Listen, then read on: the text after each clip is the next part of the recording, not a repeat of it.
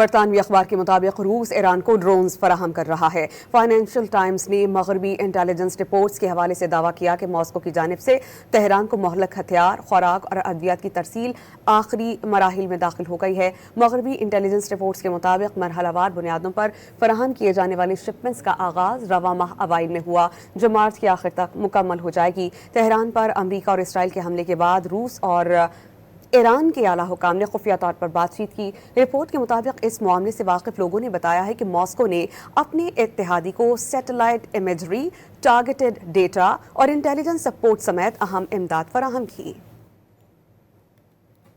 برطانوی اخبار کے مطابق روس ایران کو ڈرونز فراہم کر رہا ہے۔ فائنینشل ٹائمز نے مغربی انٹیلیجنس رپورٹس کے حوالے سے دعویٰ کیا کہ ماسکو کی جانب سے تہران کو مہلک ہتھیار، خوراک اور ادویات کی ترسیل آخری مراحل میں داخل ہو گئی ہے۔ مغربی انٹیلیجنس رپورٹس کے مطابق مرحلہ وار بنیادوں پر فراہم کیے جانے والی شپمنٹس کا آغاز رواں ماہ اوائل میں ہوا، جو مارچ کے آخر تک مکمل ہو جائے گی۔ تہران پر امریکہ اور اسرائیل کے حملے کے بعد روس اور ایران کے اعلیٰ حکام نے خفیہ طور پر بات چیت کی۔ رپورٹ کے مطابق اس معاملے سے واقف لوگوں نے بتایا ہے کہ ماسکو نے اپنے اتحادی کو سیٹلائٹ امیجری، ٹارگیٹڈ ڈیٹا اور انٹیلیجنس سپورٹ سمیت اہم امداد فراہم کی۔